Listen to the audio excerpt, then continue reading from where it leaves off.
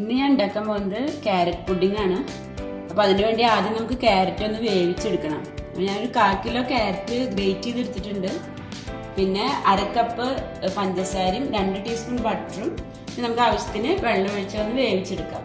അപ്പോൾ ആദ്യം ഞാൻ ഒരു പാനിലേക്ക് നമ്മൾ ഗ്രേറ്റ് ചെയ്ത് വെച്ചിട്ടുള്ള ഈ ക്യാരറ്റ് ഇട്ട് കൊടുക്കുന്നത്.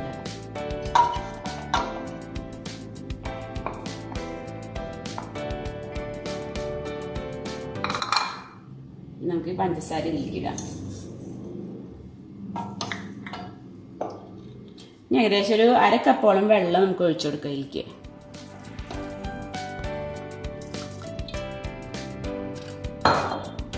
ഇനി ഫ്ലെയിം ഓൺ ചെയ്യാം.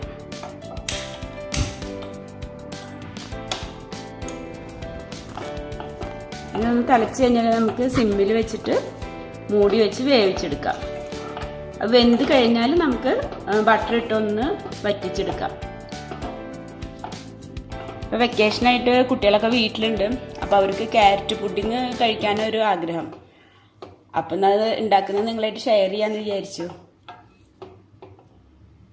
ഇനി നമുക്കത് മൂടി വയ്ക്കാം.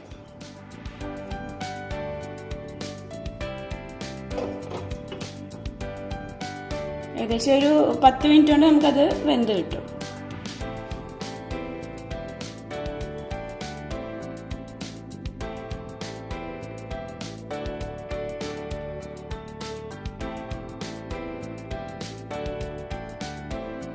ഇനി നമുക്ക് പുഡിങ്ങിന് വേണ്ട ക്രീം തയ്യാറാക്കാം. അപ്പം അതിന് വേണ്ടി ഞാൻ ഇവിടെ 1/2 ലിറ്റർ പാലെടുത്തിട്ടുണ്ട്.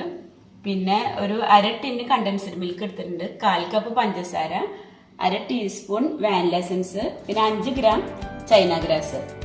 അപ്പം ആദ്യം നമുക്ക് ഈ ചൈന ഗ്രാസ് ഒന്ന് പാലിൽ കുതിർത്താം. അപ്പം അതിന് വേണ്ടിയിട്ട് നമുക്കിത് പാലിൽ ഇട്ടൊന്ന് ഇളക്കി മൂടി വയ്ക്കാം. ഒരു 1/2 മണിക്കൂർ വയ്ക്കാം. എന്നിട്ട് നമുക്ക് പാലിൽ തന്നെ അത് അലിയിച്ചെടുക്കാം.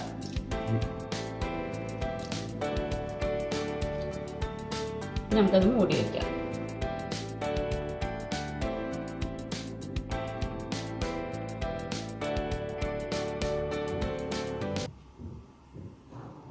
നമുക്ക് ക്യാരറ്റ് വെന്തിട്ടുണ്ടോ എന്ന് നോക്കാം. ക്യാരറ്റ് വെന്ത് വെള്ളമൊക്കെ നല്ല വറ്റി വന്നിട്ടുണ്ട്.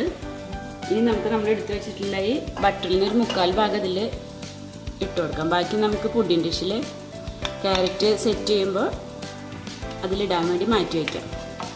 ഇനി ഫ്ലെയിം കൂട്ടിയതിന് ശേഷം ഇതൊന്ന് നന്നായി ഡ്രൈ ആക്കിയതിന് ശേഷം നമുക്കത് ഫ്ലെയിം ഓഫ് ചെയ്യാം. 2 മിനിറ്റ് ഒന്ന് നന്നായി ഇളക്കി കൊടുത്താൽ മതി.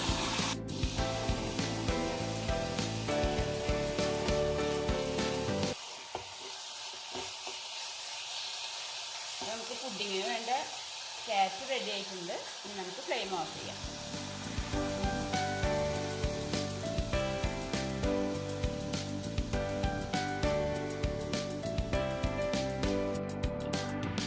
നമ്മൾ പുഡിങ്ങിന് വേണ്ട ക്യാരറ്റ് റെഡി ആയിട്ടുണ്ട്. ഇനി നമുക്ക് ക്രീം ഉണ്ടാക്കാം. അപ്പോൾ അതിന് വേണ്ടിയിട്ട് ഞാൻ ചൈന ഗ്രാസ് പാലിൽ കുതിരാൻ വെച്ചിരുന്നു. അത് നമുക്കിങ്ങനെ അടുപ്പത്ത് വെച്ചൊന്ന് അലിയിച്ചെടുക്കാം.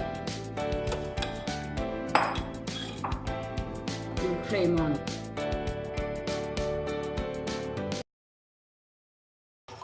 അത് നന്നായി അലിയുന്ന വരെ നമുക്ക് കുറച്ച് സമയം തിളപ്പിക്കാം. അലിഞ്ഞതിന് ശേഷം നമുക്ക് പഞ്ചസാരയും കണ്ടൻസ്ഡ് മിൽക്കും വാനില എസൻസും ചേർത്ത് കൊടുക്കാം.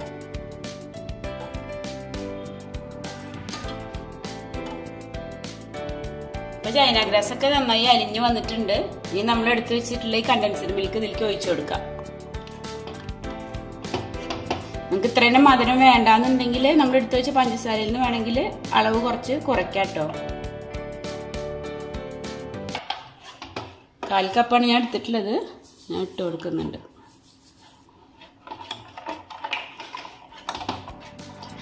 പഞ്ചസാര നന്നായി അലിഞ്ഞതിന് ശേഷം നമുക്ക് ഫ്ലെയിം ഓഫ് ചെയ്യാം. പഞ്ചസാര നന്നായി അലിഞ്ഞിട്ടുണ്ട്. നമുക്ക് ഫ്ലെയിം ഓഫ് ചെയ്തിട്ട് വാനില എസൻസ് ഒഴിച്ചു കൊടുക്കാം. ഇനി ഇതിൽ നിന്ന് കുറച്ചെടുത്തിട്ട് നമുക്ക് ചൂടാറിയതിന് ശേഷം കുറച്ച് ക്യാരറ്റ് ഇട്ടിട്ടൊന്ന് അടിച്ചെടുക്കണം. നമ്മൾ വേവിച്ച് വെച്ചിട്ടുള്ള ക്യാരറ്റിൽ നിന്ന് കുറച്ച് ഞാൻ എടുത്തിട്ടുണ്ട്. ഇനി നമ്മൾ ഉണ്ടാക്കിയിട്ടുള്ള ക്രീമിൽ നിന്ന് കുറച്ച് നമുക്കിതിലേക്ക് ഒഴിച്ചു കൊടുക്കാം.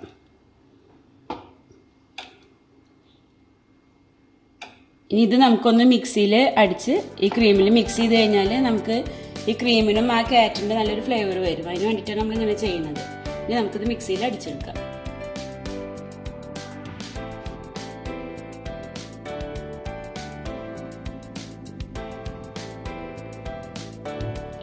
ഞാൻ അരച്ചെടുത്തിട്ടുള്ള ക്രീമും ക്യാരറ്റും കൂടിയിട്ടുള്ള ആ മിശ്രിതം ഞാൻ ഈ ക്രീമിലേക്ക് ഒഴിച്ചു കൊടുക്കുന്നുണ്ട്. നന്നായി ഇളക്കിയതിന് ശേഷം നമുക്ക് പുഡിങ്ങിൻ്റെ ഡിഷിൽ നമ്മൾ ക്യാരറ്റ് അടിയിലൊന്ന് സെറ്റ് ചെയ്യണം. അതിൻ്റെ മേലെ ഇത് ഒഴിച്ചിട്ട് നമുക്ക് ഫ്രിഡ്ജിൽ വെച്ച് സെറ്റ് ചെയ്തെടുക്കാം.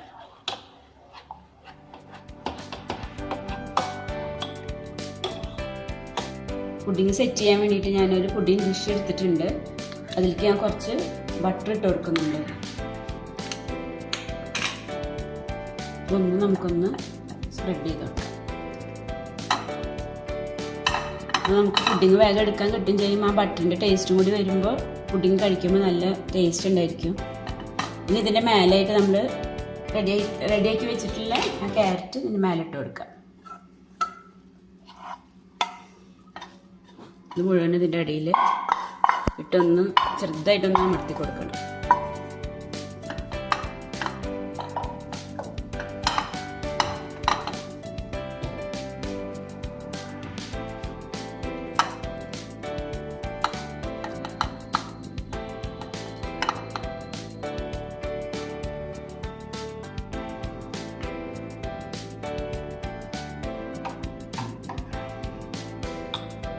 ഇനി ഇതിൻ്റെ മേലേക്കായിട്ട് നമ്മൾ ഉണ്ടാക്കി വെച്ചിട്ടുള്ള ക്രീം ഒഴിച്ചു കൊടുക്കാം.